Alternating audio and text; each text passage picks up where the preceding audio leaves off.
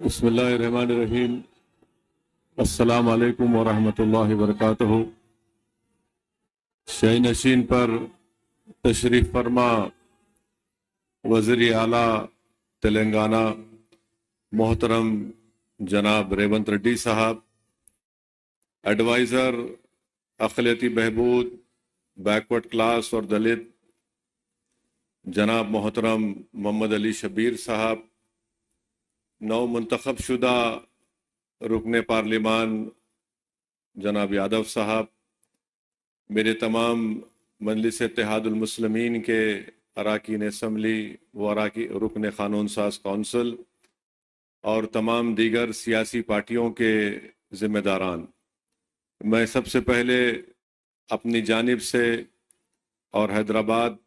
की पार्लियामेंट की आवाम की जानिब से जनाब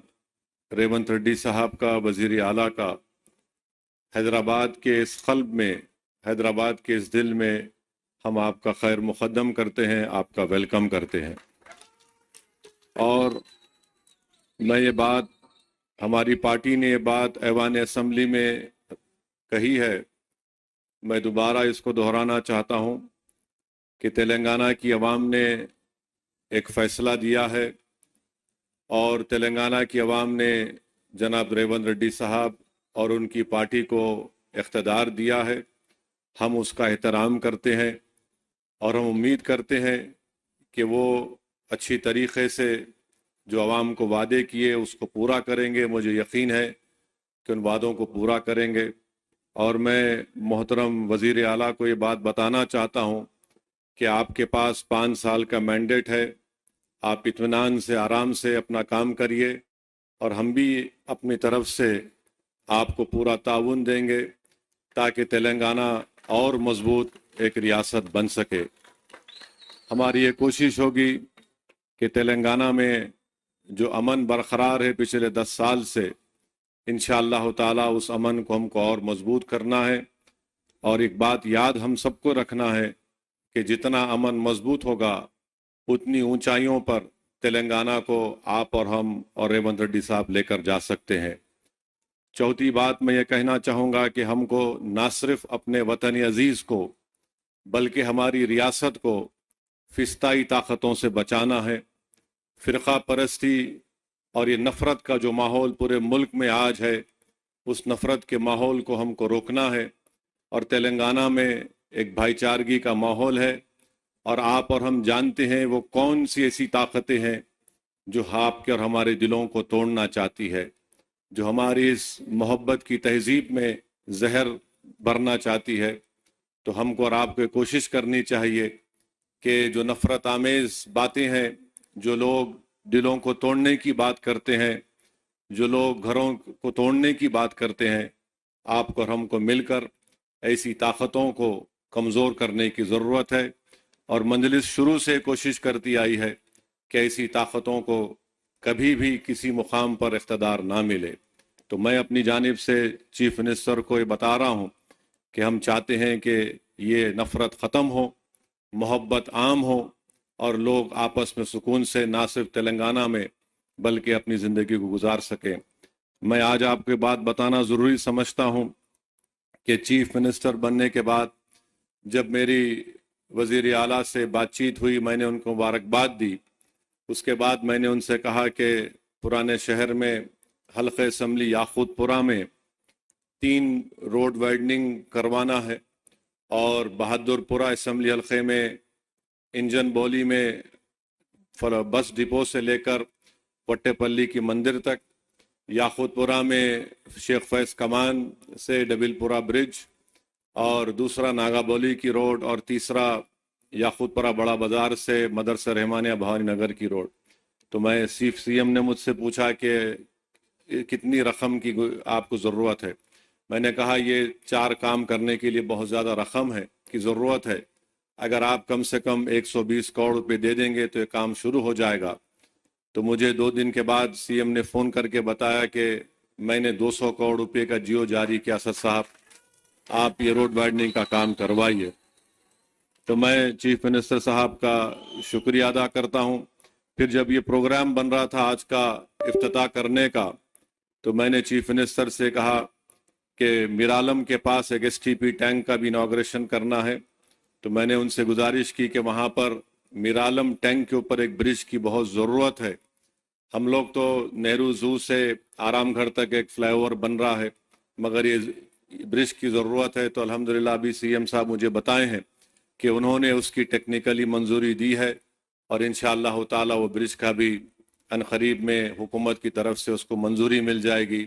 میں چیف منسٹر صاحب کا شکریہ ادا کرتا ہوں، اور راستے میں نے CM کو بتایا کہ ہم کو یہاں پر جو حیدرآباد شہر ہے، حیدرآباد کا دل یہ علاقہ ہے،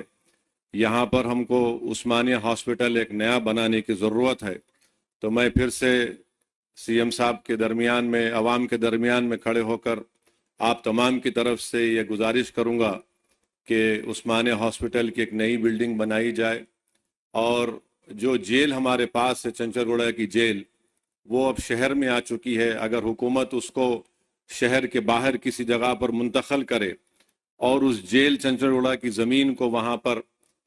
KG سے PG کیمپس ایک بنائیں گے، تو اہلیان حیدرآباد کے پارلیمانی حلقے کے لوگوں کو ایک بہت بڑا اس سے فائدہ ہوگا۔ اور ہمارے اس پیٹلا برج پر ایک سٹی آرم ریزرو ہے،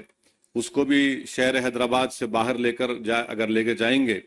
تو زمین کو بھی آپ استعمال کر سکتے ہیں۔ تو یہ میں امید کرتا ہوں کہ چیف منسٹر اس پر غور کریں گے۔ اور آخر میں چیف منسٹر صاحب،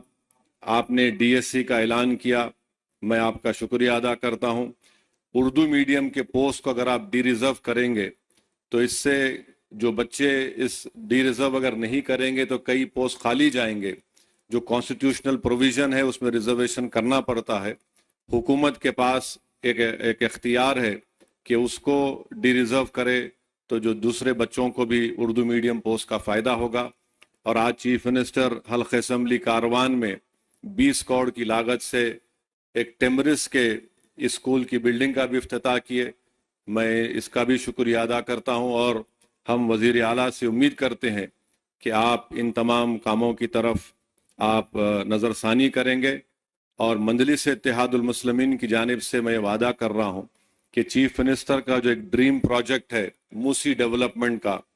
آپ اس میں جہاں کہیں بھی آپ کو ہماری پارٹی کی ضرورت پڑے گی، ہم بھی چاہتے ہیں کہ موسی ڈیولپمنٹ کا پورا کام آپ کے ٹینیور میں مکمل ہو، تاکہ یہاں کی عوام کو ایک بہت بڑا اس سے فائدہ ہوگا، اکنامک پروگریس ہوگا، یہاں پر خوشحالی آئیں گی، پراسپیرٹی آئیں گی۔ اور ابھی ہم کو NVS ریڈی صاحب CM کے سامنے بتائے کہ نہ صرف یہاں پر میٹرو کا اسٹیشن بنے گا، بلکہ چندرائن گٹا سے جو ناگول سے ایئرپورٹ کی لائن آئے گی، وہ انشاءاللہ یہاں سے چندرائن گٹا سے مائلاردوپلی اور پھر مائلاردوپلی سے ایئرپورٹ۔ تو مجھے یقین ہے کہ جب کام مکمل ہو جائیں گے تو اس سے اس علاقے کے یہاں پر رہنے والے نوجوانوں کو ایک بہت بڑا فائدہ ہوگا۔ اور چیف منسٹر کی اطلاع کے لیے بتا رہا ہوں، نالج کے لیے، کہ حیدرآباد کے پارلیمنٹ کے حلقے سے 10 سے 15 ہزار بچے روز ہائی ٹیک سٹی کو جاتے، اور رات میں آتے، اس میں ہماری بیٹیاں بھی ہیں، نوجوان بچے بھی ہیں۔ تو میں CM کا، جناب ریونت ریڈی صاحب کا دل کی گہرائیوں سے آپ کا ویلکم کرتا ہوں، اور مجھے یقین ہے کہ انشاءاللہ تعالی 2028 سے پہلے آپ آ کر، آپ اور ہم اس ٹرین میں بیٹھ کے آئیں گے انشاءاللہ تعالی، جبلی بس سٹینڈ سے لے کر یہاں تک انشاءاللہ، کیونکہ ایئرپورٹ کا کام تو لمبا ہے، مگر مجھے یقین ہے کہ وہ کام بھی پروگریس ہوگا۔ میں جانتا ہوں ریونت ریڈی بڑے ضدی آدمی ہے، اور ان کی ضد ان کو یہاں تک لے کر آئی، اور ہم بھی، ہماری پارٹی کے لوگ بھی سر پھرے ہیں، مگر عوام نے ایک فیصلہ دیا ہے، ہم اس فیصلے کا احترام کرتے ہیں۔ اور ریونت ریڈی صاحب، آپ پورے آرام سے 5 سال کام کریے،